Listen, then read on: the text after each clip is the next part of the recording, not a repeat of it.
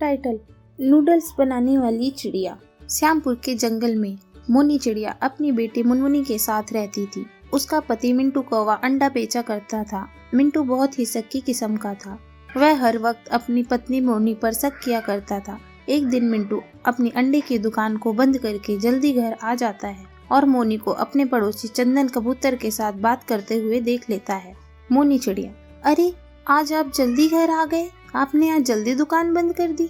कौवा, आज जल्दी घर आ गया तभी तो तुम्हें इस चंदन के साथ रासलीला करते हुए पकड़ लिया। मुझे बहुत दिनों से तुम पर शक था। चल निकल जा मेरे घर से, जाकर अपने प्रेमी के साथ रह। मोनी चिड़िया, ये तुम क्या कह रहे हो जी? लगता है तुम होश में नहीं हो। चंदन भाई जैसा है, मैंने इसे थोड़ी हंसकर क्या बात कर ली, तुम तो मेरे ऊपर लांछन लगाने लगे। कबूतर, मिंटू भैया, मैं मोनी भाभी को अपनी बहन मानता हूँ। आपको तो पता है मेरी कोई बहन नहीं है। हर साल मैं भाभी से राखी बंधवाता हूँ, फिर भी आपने देवी जैसी पत्नी को शक की निगाह से देख रहे हो। मुझे आपसे यह उम्मीद नहीं थी। कौवा, कमबख्त, तू इसी वक्त चला जा यहाँ से और साथ में इस कलमुही को भी ले जा। अब इससे मेरा कोई रिश्ता नहीं है। मोनी चिड़िया, आप ऐसा मत कहिए जी, मेरी बेटी को आपकी जरूरत है। कुछ साल बाद उसकी शादी भी करनी है, मैं इसे लेकर कहाँ जाऊँ? मिंटू दोनों माँ बेटी को घर से निकाल देता है। मोनी के घर के आसपास कई पक्षी आ जाते हैं। सभी पक्षी मिंटू को बहुत समझाते हैं, पर मिंटू किसी की बात नहीं सुनता। रोते बिलखते मोनी चिड़िया अपनी बेटी के साथ सास शीला कौवी के पास जाती है और उसको मिंटू की सारी हरकतें बताती है। चिड़िया, माँ जी आप बताइए, मैं मुनमुनी को लेकर कहाँ जाऊँ? कौवी, मोनी बहू, मैं तुम्हारी हालत को समझ सकती हूँ, पर मैं क्या बताऊँ, मेरा मिंटू बचपन से ऐसा ही है। आज से तुम लोग मेरे साथ रहो, मुझसे जितना हो सकेगा मैं तुम्हारी मदद करूंगी। इस तरह मोनी अपनी बेटी मुनमुनी के साथ अपनी सास शीला के साथ रहने लगती है। कुछ दिन बीत जाते हैं। एक दिन टोनी अपनी सास से कहती है, माँ जी ऐसा कब तक चलेगा? हम लोग कब तक आप पर बोझ बन के रहेंगे? मैं सोच रही हूँ मैं कोई काम देख लूँ। अभी दोनों बात कर रही थी कि तभी मुनमुनी आती है। मुनमुनी, दादी आज मेरा मन चटपटा खाने का हो रहा है। शहर में तो बहुत चीज मिलती है, लेकिन यहाँ जब से आई हूँ आप मुझे रोज बस दाल रोटी ही खिलाती हैं। शीला, अच्छा ये ले पैसे, जा बाजार में नूडल्स मिलते हैं, तू खरीद के खा ले। अपनी दादी से पैसे लेकर मुनमुनी बाजार में नूडल्स खाने जाती है। जैसे ही मुनमुनी नूडल्स खाती है, मुनमुनी, छी छी ये कैसे नूडल्स है, इसमें तो बिल्कुल भी स्वाद नहीं है, इससे अच्छा तो मेरी माँ बनाती है। मुनमुनी सारे नूडल्स फेंक देती है और घर आकर अपनी माँ से कहती है, मुनमुनी, माँ नूडल्स के सारे पैसे बर्बाद हो गए, बिल्कुल भी स्वाद नहीं था, इससे अच्छा तो तुम बनाती हो। शीला, क्या बहू तुम्हें नूडल्स बनाने आते हैं? तू ऐसा कर, तू नूडल्स बेचने का काम शुरू कर दे।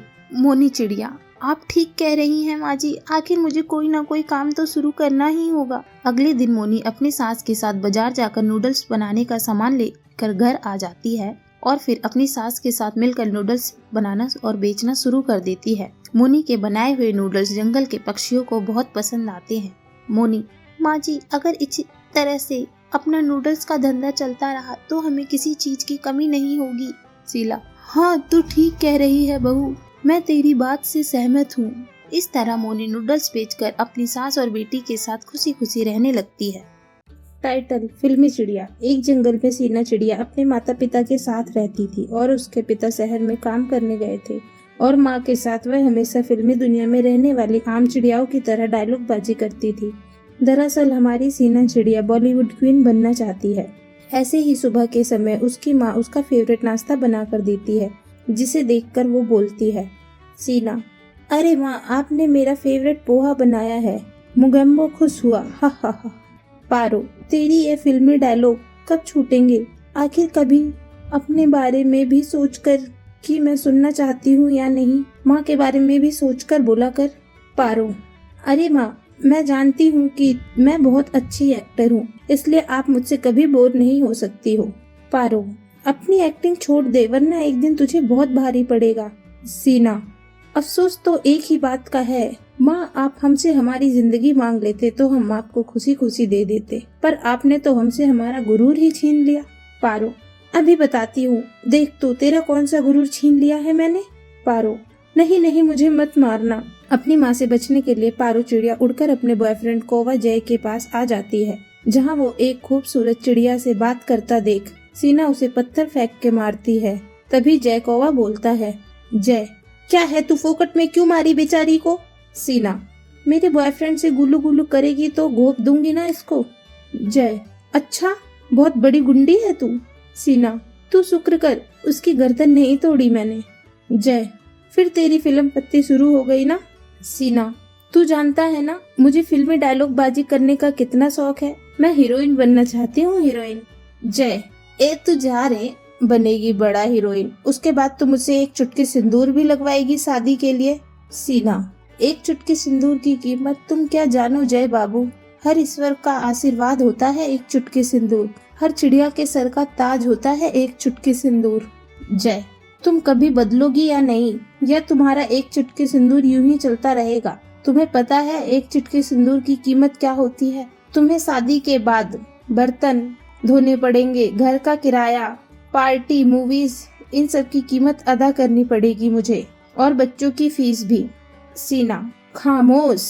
जय, सीना मेरे सामने तुम्हारा ये ड्रामा नहीं चलेगा। हो कौन तुम? हाँ। सीना, जली को आग कहते हैं, बुझी को राख कहते हैं, और जिस आग से बारूद बने उसे फिल्मी हीरोइन सीना कहते हैं।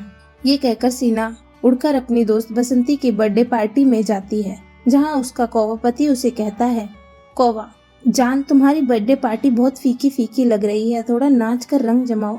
बसंती, बिल्कुल। सीना, नहीं बसंती, इन कुत्तों के सामने मत नाचना। बसंती, सीना ये क्या बोल रही है तू? सीना, हे, सॉरी यार, वो तो तुझे पता है ना मुझे फिल्मी डायलॉग बोलने का कितना शौक है, मेरे मुंह से निकल गया, मेरी जबान फिसल गई। अच्छा मैं चलती हूँ, हैप्पी बर्थडे टू यू। ये कहकर फट से सीना चिड़िया उड़कर घर पहुँचती है, जहाँ उसकी माँ उसे देखकर बोलती है, पारो, तो हीरोइन चिड़िया जी आखिर आप आ ही गयी। सीना, माँ मुझे आप कुछ मत बोलना अभी, मेरी आता माजी सटकली हो रही है। पारो, आता माजी सटकली की बच्ची, तुझे 2 झाड़ू मारूंगी तो तू अभी सीधी हो जाएगी। सीना, ए माँ डोंट एंग्री मी, जो मैं बोलती हूँ वो मैं करती नहीं, और जो मैं नहीं बोलती वो मैं डेफिनेटली करती हूँ। पारो, तू ऐसे नहीं मानेगी, जानती भी है तेरे डायलॉग की वजह से तू कितने मुश्किल में आ जाती है, फिर भी तुझे अकल नहीं आती है, और मेरे सामने डोंट एंग्री मी बोल रही है, अभी तेरी अकल ठिकाने आ जाएगी। सीना, नहीं माँ मजाक कर रही थी, मुझे माफ कर दो। ये कहते ही पारो झाड़ू लाकर उसकी चट अपनी बेटी को बजाती है, जिससे उसकी सारी हीरोइन पंती निकल जाती है, और जैसे शादी भी हो जाती है। शादी के बाद जय उसे मूवी दिखाने ले जाता है कि फिर से सीना का फिल्मी पंथी चालू हो जाता है, और जय उससे फिर से परेशान हो जाता है।